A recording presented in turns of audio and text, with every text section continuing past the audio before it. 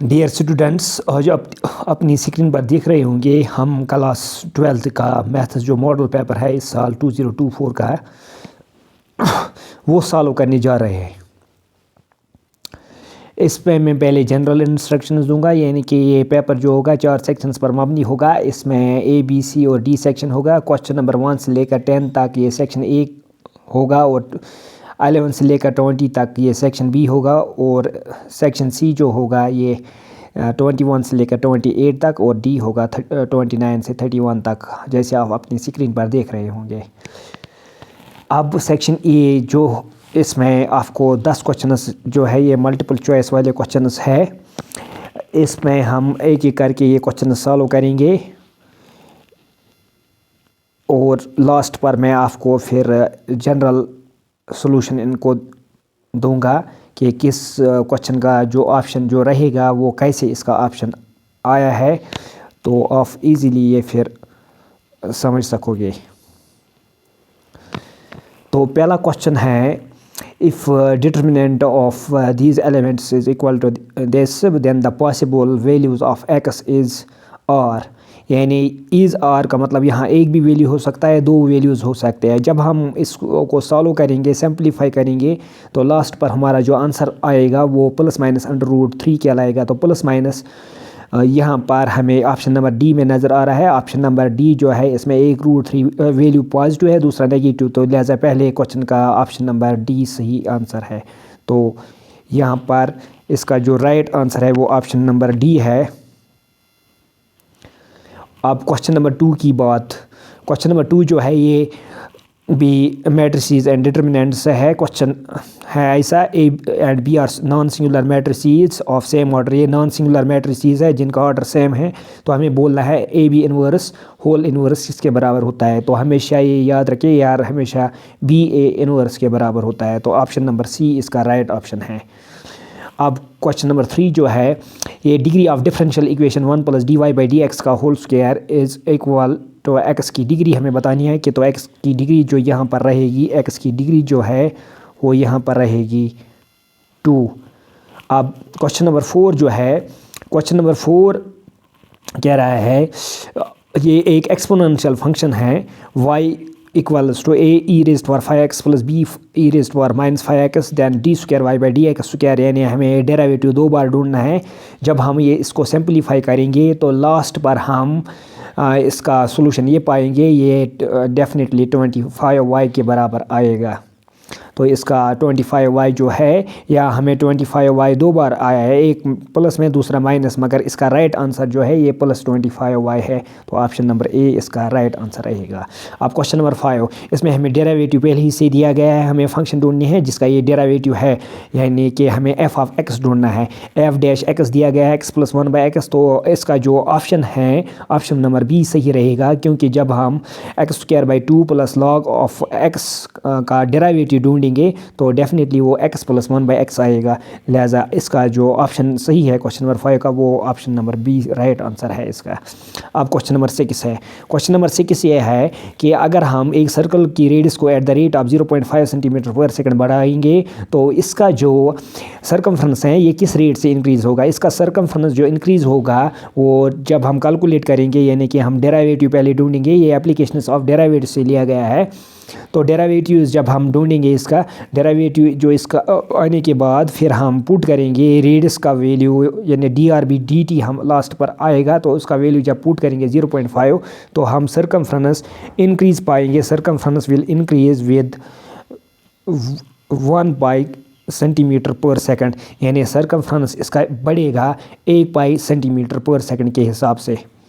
اب question number 7، question number 7 جو ہے، کوسچن نمبر 7 یہ انٹیگرلس سے لیا گیا ہے، اور یہ بھی ایکسپوننشیل فنکشن میں ہے۔ انٹیگرل ایسا ہے کہ integration of ex 1 + x / cos²x e⁻x dx is equal to, اس کا انٹیگرل کس کے برابر آئے گا۔ جب ہم اس کو سمپلیفائی کریں گے تو ہمارے جو لاسٹ پر آنسر جو دیکھنے کو ملے گا وہ tan x e⁻x + c دکھے گا، تو آپشن نمبر اے اس کا رائٹ آنسر رہے گا۔ اب کوسچن نمبر 8 کی اور آتے ہیں، the value of p for which p جو یونٹ ویکٹر ہے एस के units i cap plus j cap plus k cap, ये क्वेश्चन वहीं से कह रहा है is a unit vector, then what will be the value of p, value of p जो रहेगा यहाँ पर वो 1/√3 रहेगा जब हम इसको सॉल्व करेंगे। तो ऑप्शन नंबर बी इसका राइट आंसर है। अब क्वेश्चन नंबर 9 है, ये वेक्टर्स से लिया गया है, वेक्टर्स का क्वेश्चन है the vector equation of x y plane क्या रहेगी। तो हम जानते हैं जब हम सिस्टम ऑफ कोऑर्डिनेट्स बनाते हैं यानी कि एक्स एक्सिस वाई एक्सिस और जेड एक्सिस, सपोज एक्स ये हमने माना, ये माना हमने वाई, ये माना जेड, तो ये वाला हिस्सा एक्स वाई प्लेन कहलाएगा, ये वाला हिस्सा एक्स जेड प्लेन कहलाएगा और ये वाला हिस्सा वाई जेड प्लेन कहलाएगा। तो हमें देखना है vector equation x y plane की क्या रहेगी, और हम जानते हैं जब एक्स वाई प्लेन की बात हो रही है तो जेड का वैल्यू 0 आएगा और जेड के साथ रिलेट होता है के कैप, तो के कैप का वैल्यू यहाँ 0 रहेगा। तो इसका मतलब है जो इक्वेशन इसकी रहेगी r dot k cap will be equal to 0, इसका option number A right option रहेगा। अब क्वेश्चन नंबर 10 की ओर आते हैं हम। क्वेश्चन नंबर 10 जो है, क्वेश्चन नंबर 10 हमारा ये क्वेश्चन है the feasible region for L P P is shown below. Feasible region से क्वेश्चन को सॉल्व करने से पहले फिजिबल रीजन हमें मालूम होना चाहिए कि एल पी पी बी साथ में मालूम होना चाहिए। L P P linear programming problem को हम कहते हैं और फिजिबल रीजन ऐसा रीजन होता है, it is the region the area of which is defined by the system of coordinates that satisfy the system of inequalities. ये भी आप डेफिनेशन लिख सकते हो इसकी फिजिबल रीजन की, या आप इसको डिफाइन ऐसे कर सकते हो, it is the area that defines the set of coordinates which will define the system of inequalities.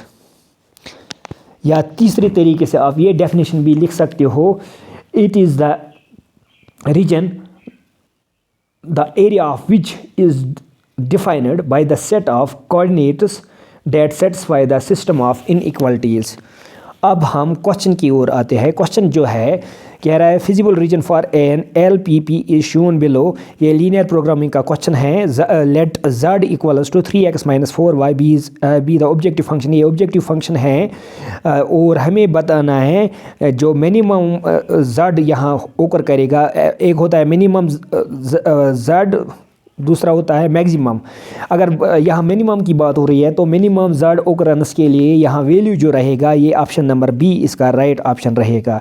Option number B इसका राइट ऑप्शन रहेगा, यानी 0,8 इसका राइट आंसर रहेगा। अगर ये मैक्सिमम जेड ओकर की बात कर रहा होता है तब इसका ऑप्शन नंबर सी यानी मैक्सिमम जेड के लिए यहाँ पर 5,0 राइट आंसर रहता है। अब हमने ऑब्जेक्टिव सेक्शन ए कंप्लीट किया। अगर अल्लाह ने चाह तो आने वाले लेक्चर में नेक्स्ट में मैं आपको सेक्शन बी सी और डी भी सॉल्व करने की कोशिश करूँगा, ये दिखाऊँगा। मगर आप का जो ये सेक्शन ए है इसका मैंने सिर्फ आपको अभी ये डायरेक्टली सॉल्यूशन बताया कि किसका ऑप्शन क्या रहेगा। अब ये ऑप्शन कैसे आ गए इसके लिए मैं आपको एक पेज शेयर करूंगा जिसमें मैंने ये सॉल्व किए हैं ये ऑब्जेक्टिव्स कि कैसे इनका आंसर ये रहा। तो आप ये फिर लास्ट पर पॉइंट आउट कर सकते हो, इसके साथ मैच करके देखोगे कि कैसे हमने इनको सॉल्व किया, फिर ये आंसर्स बता दिए तो आप क्लियरली आपको ये फिर अंडरस्टैंड होगा और आपको कहीं पर फिर कोई दिक्कत नहीं रहेगी।